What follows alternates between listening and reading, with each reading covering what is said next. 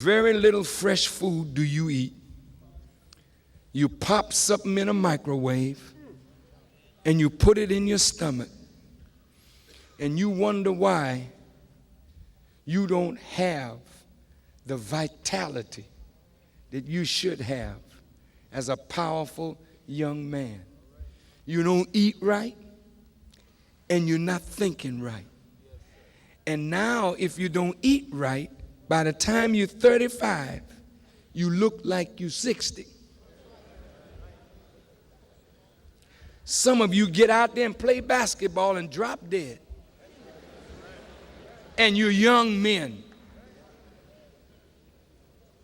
You're being fed death. You live in Burger King.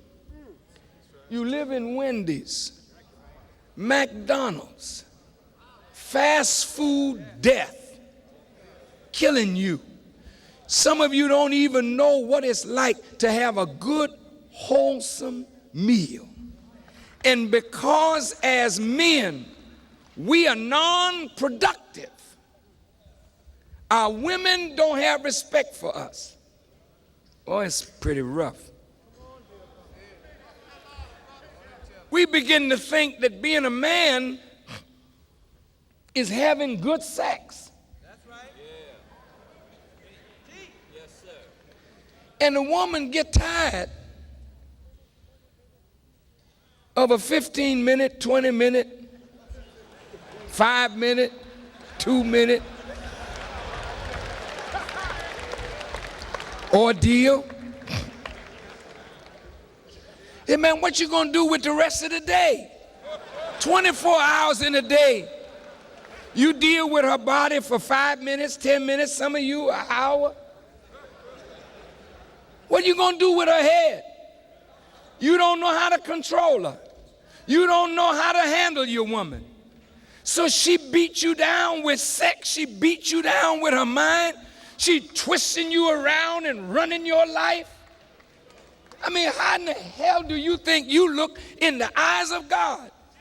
A man being ruled by sex, a man being ruled by a female. God made you to rule, man. Not with your fists, but rule with the intelligence of a well-developed mind. Look at how destroyed we are.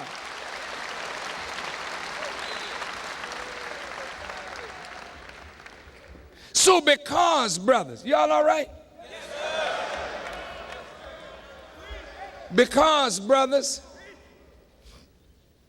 we don't know what real pleasure is. We think that real pleasure is in a woman.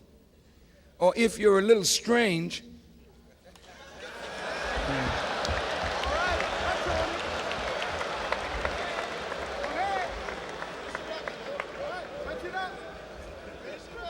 that real pleasure is in a man. Real pleasure, brother, was never meant to come from sex.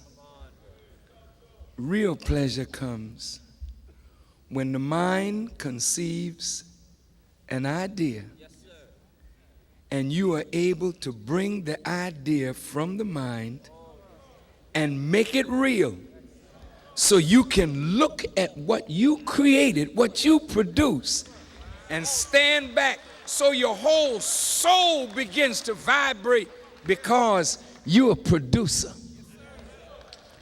Give me a couple more minutes. This wicked plan has us now looking at our women as though they're the enemy. So in not knowing how to guide them, not knowing how to be the real husband, the real man in our homes, we beat our women. And any man that beats a woman, brother, is not really a real man. You never have to beat a woman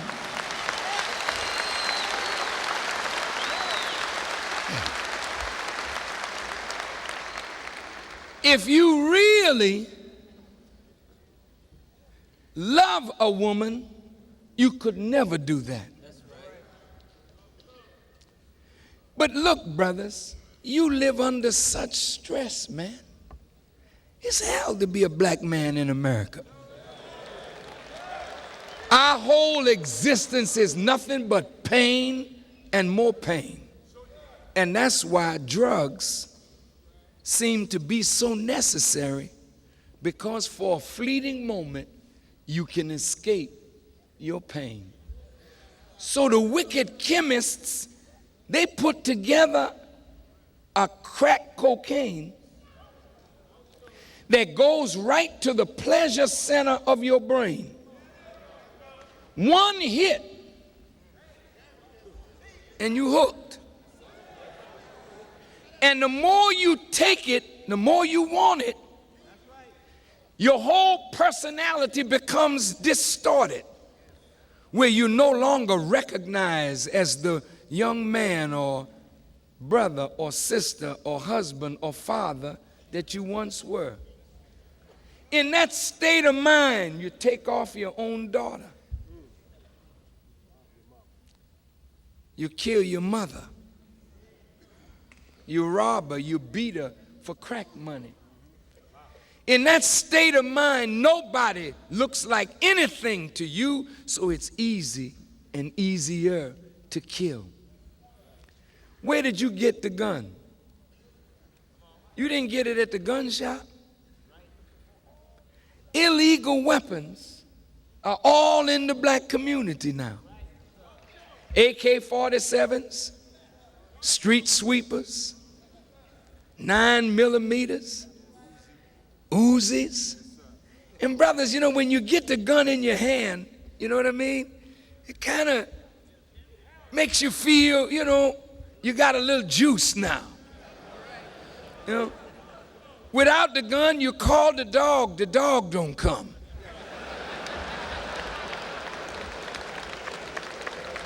You call your wife or your daughter, she look at you funny.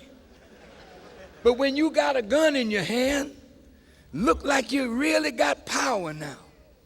And since Mao Zedong said power grows out of the barrel of a gun, now many of the brothers, when you get the gun in your hand, you feel this sense of power. So when you tell a man, get out your car and give me your money, and when he looked like he's moving too slow, you pop a cap and you don't shoot to miss. The gun may be crazy because you don't go to the range. So you shoot point blank and it goes across the street and kill a baby.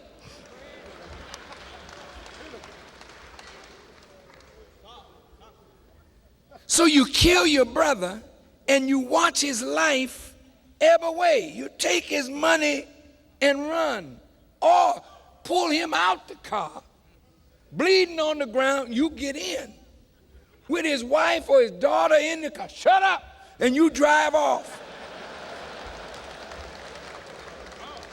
Take her to a wooded area, rape her, then kill her. We're doing this, brothers, to each other. And let me tell you, brothers, we are sowing the seeds of hatred so strong in our own community, it's almost impossible for us to find the love necessary to bring about unity. The enemy has dealt us a blow. But check this out. See, he planned and God planned. Now, he never thought that the Bloods and the Crips would come together. But you know, brothers, underneath all the garbage, there's something in you that I want to acquaint you with in the next few minutes to tell you who you are. See, if you think you're nothing, you act like nothing. But once you know who you are, then the enemy's plans can be turned back. Let me show you how. Brothers, look, God wouldn't come after you if he didn't find tremendous value in you. In the Holy Quran, I'm going to read something to you that's going to tell you something about who you are. It reads like this: O people, keep your duty to your Lord. It's a big statement. It didn't say make up a duty, it said keep your duty. Meaning that every one of us has a duty to God. He's called here Lord because he, Allah, was with you when you were sperm. Man. When your father and mine emitted us into our mothers, there may have been 100 million sperm to 1 billion or more.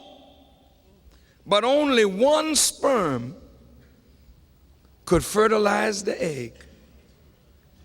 And that one was you. You beat the odds to get here. Did you know, brother, that the vaginal tract of the female is a hostile environment? It will kill the sperm. That's why the sperm got to move swiftly.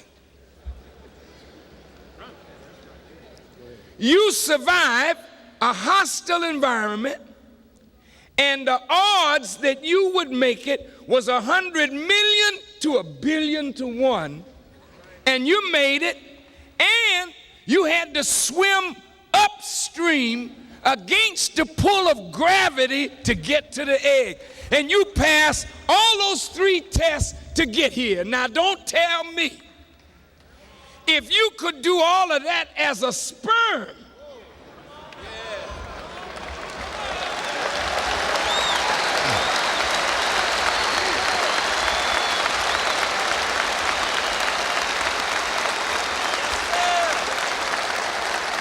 now that we are fully grown with intelligence, that we can't master the hostile environment, the odds, and come up against the pull of gravity to become the great people that God intends for us. When mama wasn't there, God was present in the womb. And brother, you and I took a journey from sperm mixed with ovum. We became a clot. Mom didn't even know what was happening.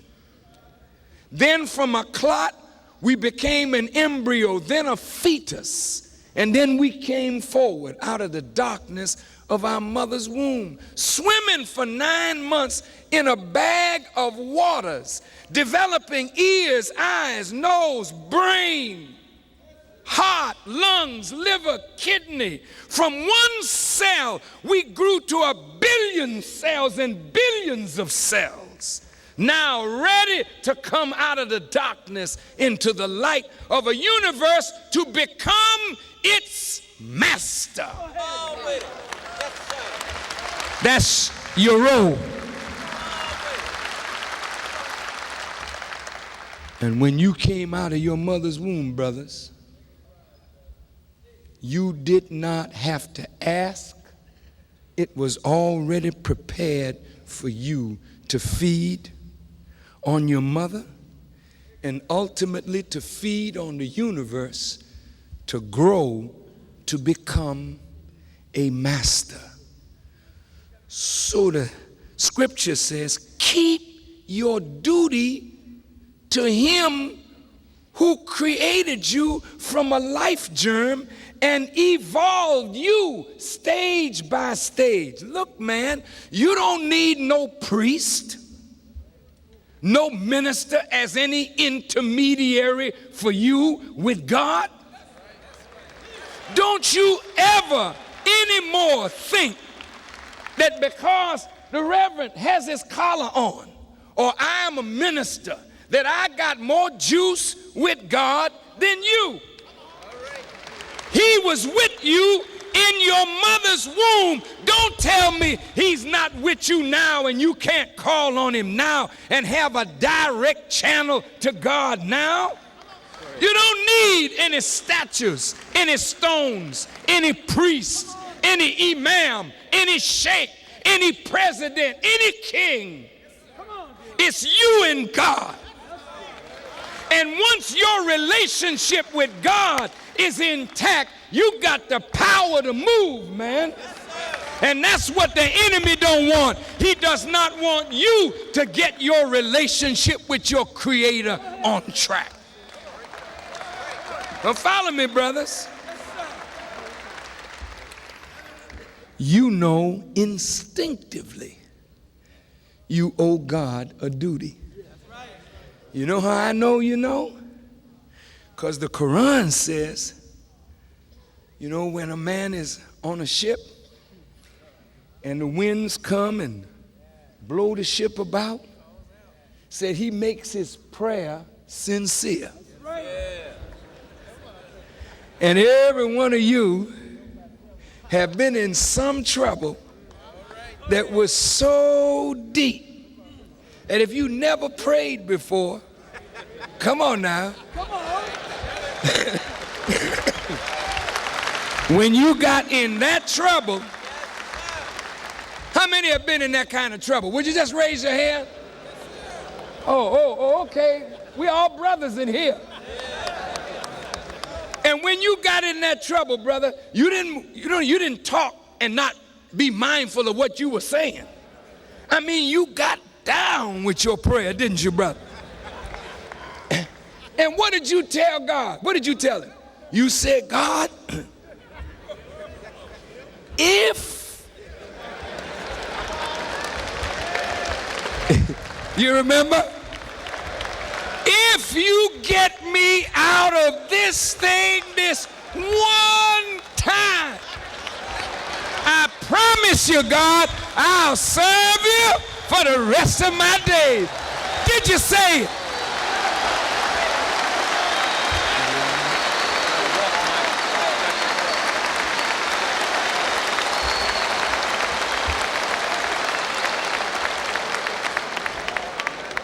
So you know.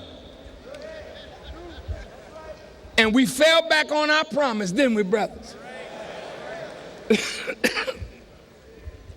But look at this.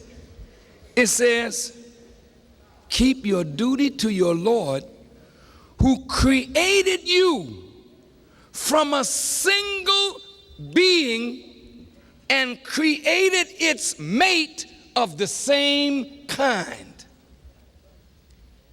This is to say to you, brothers, don't make no nuisance on my post.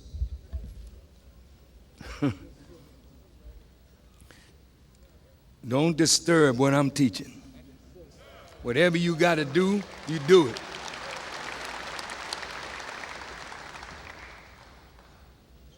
It's so important, brothers. And if you miss a word, sometimes it could mean your life.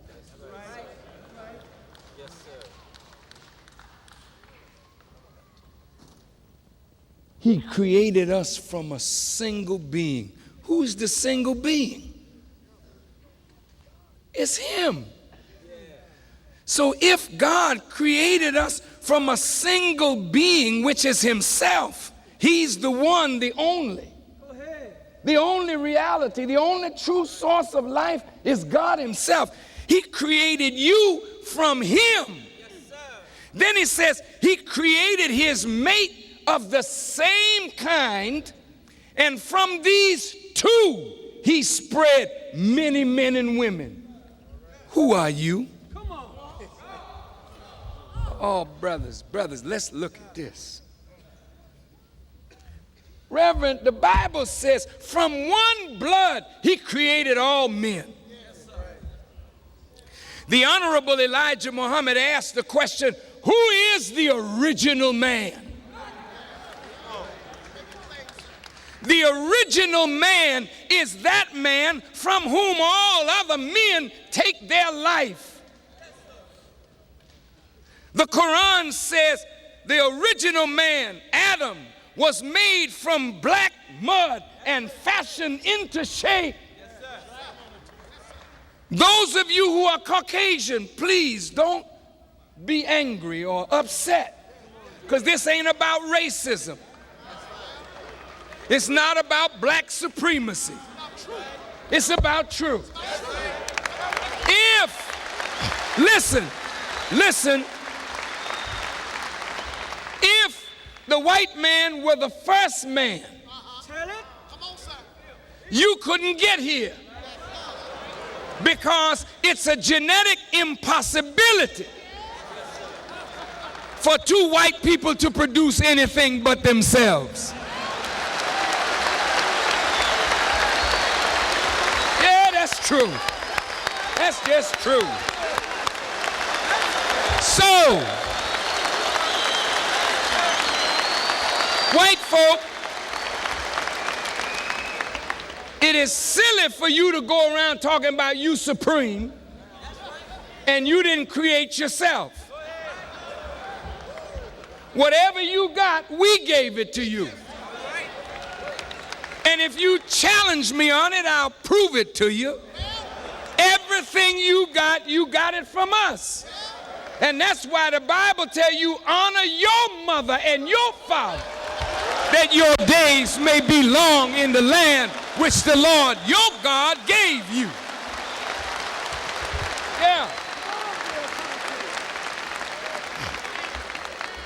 Brothers, this is not for us to show off.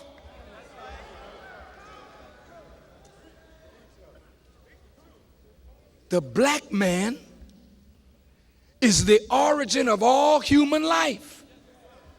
From you could get brown, red, yellow.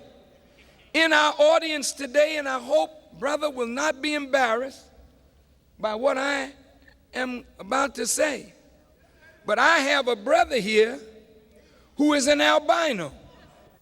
Would you stand, brother? To him. Go ahead, brother man.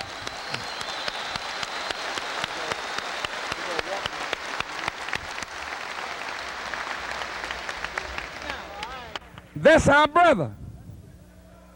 Can I get some juice? Thank you. That's our brother. He got blonde hair. His skin is nearly white. His eyes are very light.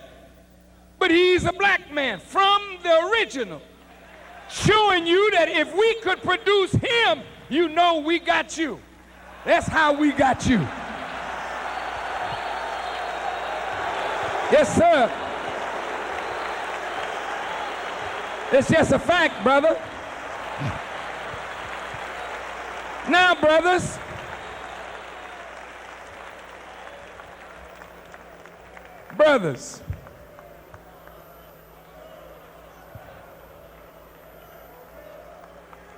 how old are you, black man? How old? The sun don't show your birth, neither the moon nor the stars.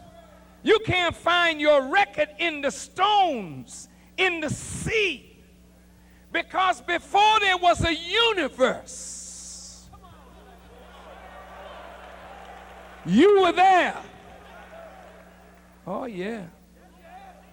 That's why the Bible calls you the Ancient of Days, having no beginning of days or ending of years. You are an ancient priest of the Most High God. Messed up, but deep down inside, man, you vibrate from the soul of God. This is why when a man come to you talking foolishness, he never can reach the essence of you. But if he come talking God right, you sit just like you're sitting tonight. Calm, cool, collected, disciplined. Look at yourself. You ain't never seen this many black men together in a room in New Orleans and there's no fighting, no argument. Look at you.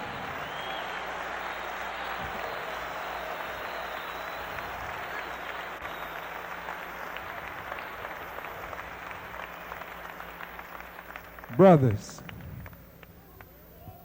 God made you from himself. So that means that he is in you. The Quran says that your nature and God's nature is the same nature. Set your face for religion being upright. The nature made by Allah in which he has made man.